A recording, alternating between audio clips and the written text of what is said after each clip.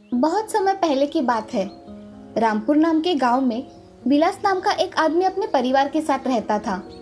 विलास का एक होटल था, वो उसे बहुत अच्छे तरह से चलाता था। विलास एक बहुत ही अच्छा होटल वाला था। उसका परिवार भी होटल चलाने में उसकी मदद किया करता था। उसके होटल में आने वाले ग्राहक हमेशा विलास की बहुत तारीफ किया करते थे। ऐसे ही एक दिन एक ग्राहक, विलास, तुम्हारे हाथों में तो जादू है, जादू। कैसे बनाते हो भाई तुम इतना बढ़िया खाना? बहुत खूब, ऐसे ही बनाते रहो। धन्यवाद सर। विलास एक नेक दिल और ईमानदार इंसान था। लोगों को अच्छा खाना खिलाना और साथ ही उनसे अच्छी बातें करना, ये उसका स्वभाव था। विलास हमेशा नई नई डिशेस बनाता और उसके ग्राहकों को भी वो बहुत पसंद आती थी। ऐसे ही विलास का होटल बहुत अच्छे से चल रहा था। लेकिन ठीक विलास के होटल के सामने श्याम नाम के एक व्यक्ति का होटल था जो ठीक ठाक चल रहा था। लेकिन विलास का होटल जोरों से चलता है, ये देख श्याम के मन में हमेशा विलास के प्रति घृणा होती थी। श्याम सोचते हुए, ये विलास आखिर करता क्या है कि इसके यहाँ लोगों की लाइन लग जाती है? अरे ओ श्याम भाई, कुछ अच्छा है क्या बना हुआ? जल्दी दो मुझे। हाँ हाँ, अभी लाता हूँ। अरे श्याम, यहाँ आओ। ये सब क्या है भाई?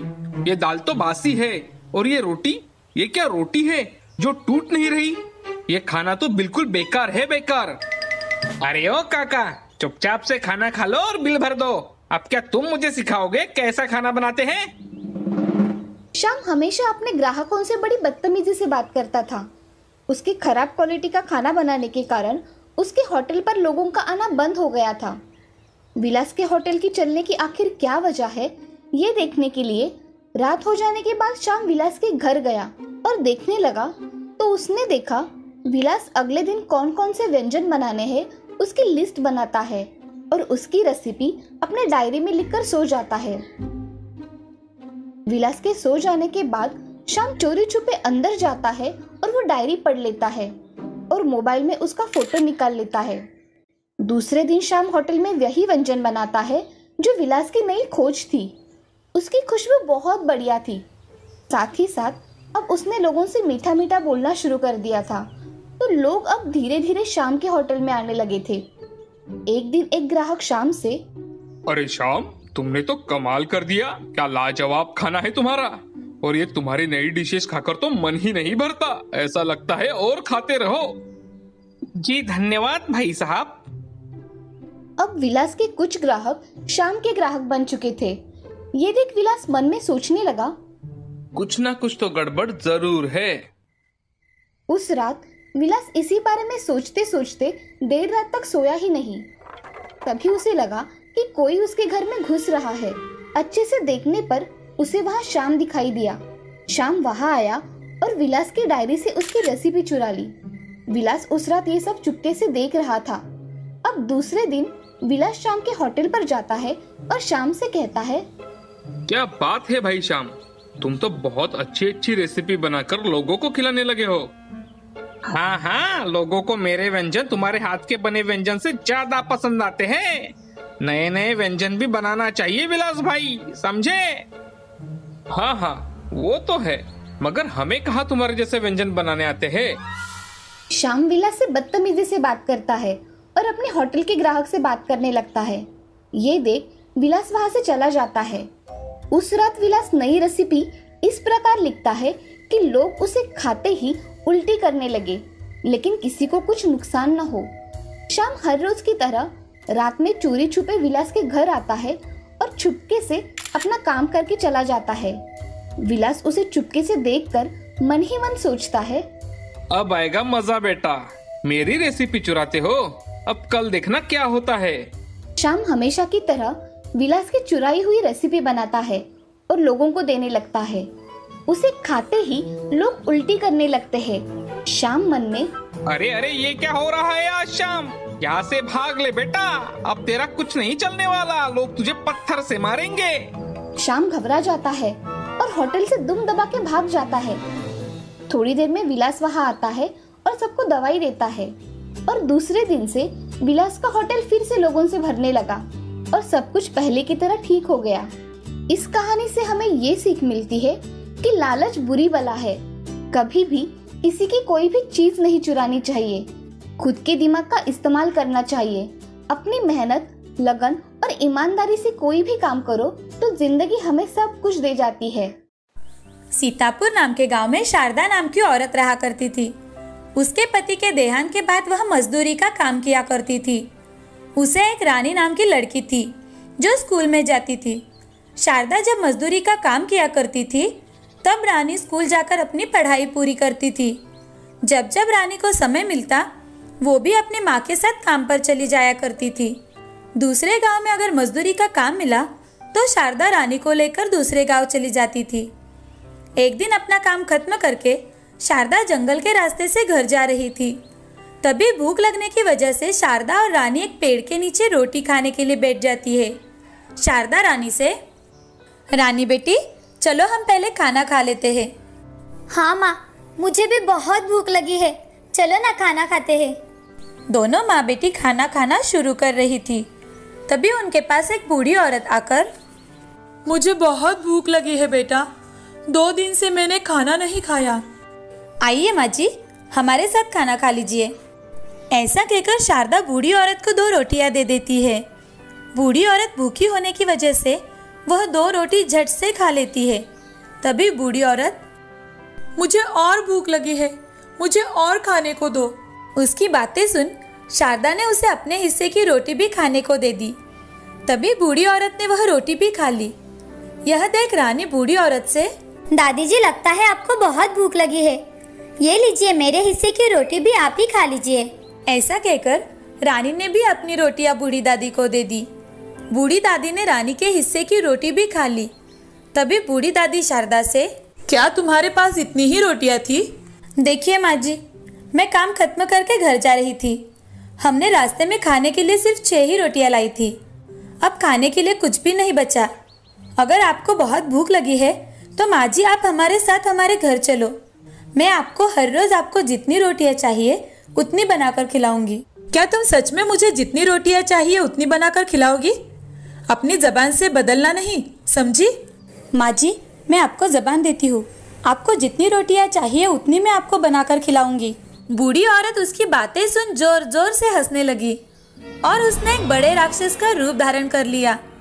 तभी उस राक्षस को देखकर रानी बहुत डर गई और अपने माँ के पास जाकर खड़ी रह गई।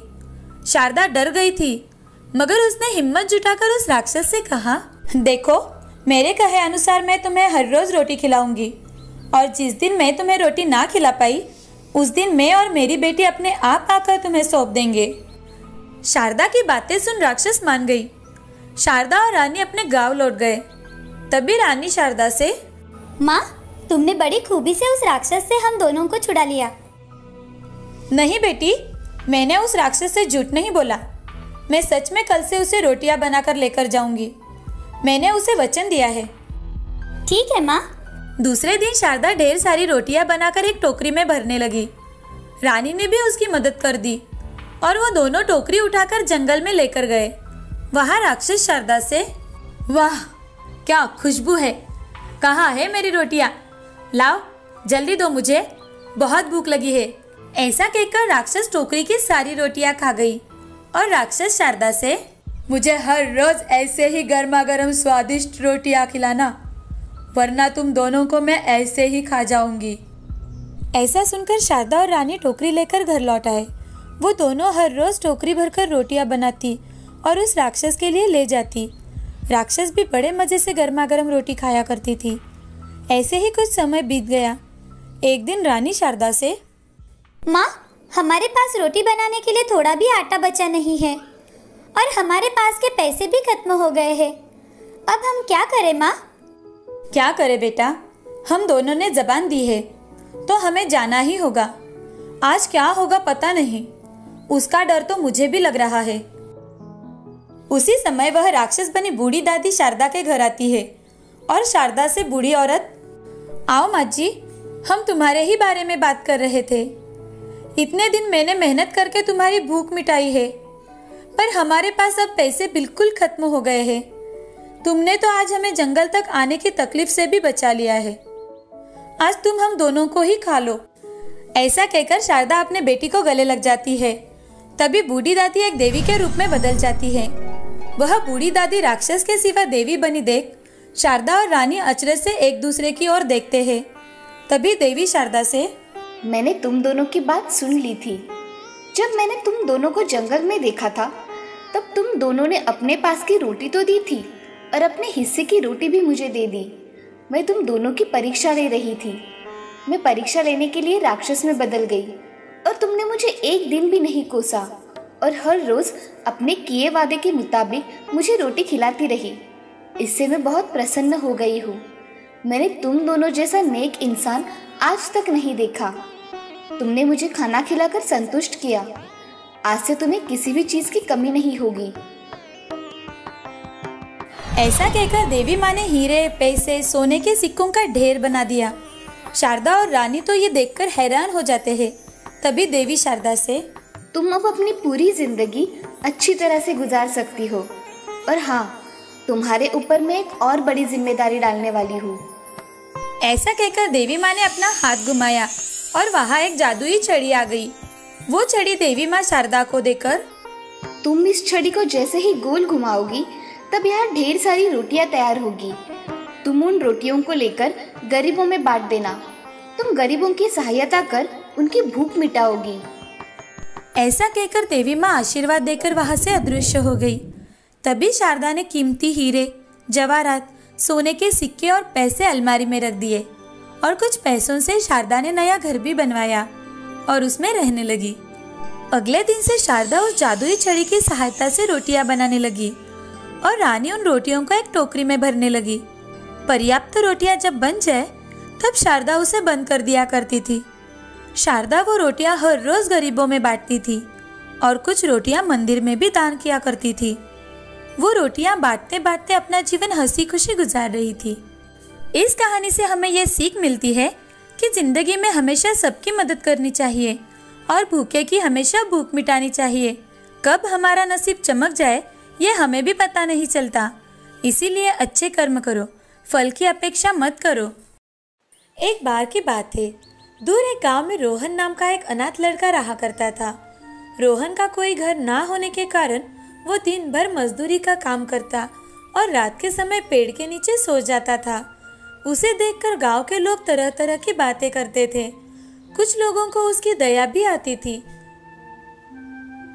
पता नहीं इस बेचारे का क्या होगा। बेचारा पढ़ा लिखा भी नहीं है और क्या पता इसकी जिंदगी में कभी शादी होगी भी या नहीं। लोगों के ताने सुन अब रोहन ने ठान लिया था कि वो कुछ न कुछ अच्छा करके सबकी बोलती बंद कर देगा। अब धीरे धीरे उसने अपने पास कुछ पैसे जमा कर लिए और एक छोटा सा घर किराए पर ले लिया। अब रोहन वहाँ समोसे बनाकर ट्रेन के यात्रियों को बेचा करता था। एक दिन वो ट्रेन में समोसे बेच रहा था। समोसे ले लो, समोसे, गर्मा गर्म समोसे। रोहन एक यात्री के पास जाकर, सर समोसे ले लो, गर्मा गर्म है सर। तभी वो यात्री रोहन से, बेटे मेरे पास मेरा सैंडविच है। ऐसा कहकर उस आदमी ने टिफिन में से सैंडविच निकाला। उसे देखकर रोहन ने उस आदमी से पूछा, ये क्या है सर? तभी वो यात्री रोहन से, ये सैंडविच है बेटा, क्या तुम खाना चाहोगे? नहीं नहीं सर, ये आपका है। उस आदमी ने रोहन के हाथ में सैंडविच दिया। रोहन ने संकोच के साथ सैंडविच खाया। सैंडविच बहुत ही टेस्टी था। वो सैंडविच की टेस्ट देखकर रोहन उस आदमी से, सर ये तो बहुत ही स्वादिष्ट है, क्या आप मुझे बता सकते हो ये कैसे बनाते हैं? उस आदमी ने रोहन की रिक्वेस्ट को मानकर उसे 2-3 सैंडविच के प्रकार बताए और उसे कैसे बनाते हैं उसकी सारी जानकारी भी बताई। वो आदमी रोहन को 1 घंटे तक विविध प्रकार के सैंडविच के नाम बताता रहा। रोहन भी बड़ा मन लगाकर उसकी सारी बातें सुन रहा था। सब समझकर रोहन ने उसका धन्यवाद किया और वहाँ से चला गया। रोहन अपने गांव में फिर से लौट आया और उसने लोगों से कुछ पैसे उधार में मांगे तो लोगों ने उसे पैसे देने से इनकार कर दिया। फिर रोहन ने अपने पास के कुछ पैसों से बीच बाजार में सैंडविच का एक ठेला लगाया। शुरुआत में गांव के लोग रोहन से, अरे भाई ये क्या है, हम सब तो ऐसा कुछ नहीं खाते। 2 दिन बाद 2 बच्चे उसके ठेले पर आए और रोहन से, भैया भैया हमें सैंडविच चाहिए। रोहन ने बच्चों को ताज़ी सब्जियों से अच्छा सैंडविच बनाकर दिया और बच्चों ने जब वो सैंडविच खाया तो उन्हें सैंडविच बहुत पसंद आया। तभी बच्चे रोहन से, भैया ये सैंडविच तो बहुत ही अच्छा है। तुम्हें पसंद आया? हाँ भैया, हमें सैंडविच बहुत पसंद आया। बच्चों ने घर जाकर अपने माँ पिताजी को बताया। उस दिन से रोहन की दुकान पर सैंडविच खाने के लिए भीड़ जमा होने लगी। अब रोहन ने अलग अलग प्रकार के सैंडविच बनाना शुरू कर दिया और वो सैंडविच भी लोगों को बहुत पसंद आते थे। लोग बड़े चाव से सैंडविच खाया करते थे। जिन औरतों से सुबह टिफिन नहीं बन पाता था, अब वो बच्चों को टिफिन में सैंडविच खरीद कर देने लगी थी। सैंडविच सब्जियों से बने होने के कारण सेहतमंद थे। बच्चों से लेकर बूढ़े लोगों तक रोहन का सैंडविच सबको बहुत पसंद था। कुछ ही दिनों में रोहन की अच्छी कमाई होने लगी। तभी रोहन ने गांव के जरूरतमंद युवकों को ट्रेनिंग देकर उन्हें सैंडविच बनाना सिखाया और उन्हें तनख्वाह देकर आसपास के गांव में ठेले लगवा दिए। इससे उसका सैंडविच बहुत फेमस हुआ। कुछ ही सालों में रोहन ने अपना अच्छा बड़ा घर बनवाया और शादी भी की। वो अब बहुत ही खुश था। उसे देखकर गांव वाले भी बहुत खुश हुआ करते थे। मगर रोहन को हमेशा एक चीज महसूस हुआ करती थी। एक दिन रोहन खुद से, मुझे जिस व्यक्ति ने रास्ता दिखाया उस व्यक्ति का मुझे नाम तक नहीं पता। मुझे तो वो कहाँ रहते हैं ये भी नहीं पता। ये बात उसे हमेशा मन ही मन खाए जा रही थी। एक दिन रोहन शहर गया हुआ था। घर लौटते समय उसे रास्ते पर कार का एक्सीडेंट हुआ दिखाई दिया। एक आदमी सड़क पर जख्मी अवस्था में पड़ा दिखाई दिया। उसके पास जाकर रोहन, आपको ज्यादा लगा तो नहीं है ना? उस आदमी का चेहरा देख रोहन ने उसे तुरंत ही पहचान लिया। वो वही आदमी था जिसे रोहन ढूंढ रहा था। उसे उठाकर रोहन तुरंत ही अस्पताल में लेकर गया। अस्पताल में जाकर उसका सारा इलाज रोहन ने किया और उसे होश आते ही रोहन उस आदमी से, सर अब आपको कैसा लग रहा है? धन्यवाद बेटे, आज तुमने मेरी जान बचाई। नहीं सर, धन्यवाद तो मुझे आपसे कहना था। आपने मेरी पूरी जिंदगी बदल दी सर। सर आपका नाम क्या है? बेटे मेरा नाम नरेंद्र है। और मैंने कैसे तुम्हारी जिंदगी बदल दी बेटा? रोहन ने नरेंद्र जी को सारी आप बीती सुनाई। नरेंद्र जी भी रोहन की कामयाबी पर बहुत खुश हुए। रोहन बड़ा खुश था कि उसने नरेंद्र जी की मदद की थी। अब नरेंद्र जी भी कभी कभी अपने पूरे परिवार के साथ रोहन के हाथ का सैंडविच खाने के लिए आ जाया करते थे। रोहन को हमेशा मन में जो कमी लगती थी वो अब पूरी हो गई थी। इस कहानी से हमें ये सीख मिलती है कि सहायता सिर्फ वस्तु या पैसों से ही नहीं होती। अगर अपना ज्ञान बांटकर किसी की सहायता की तो वो भी बड़े काम आ जाती है।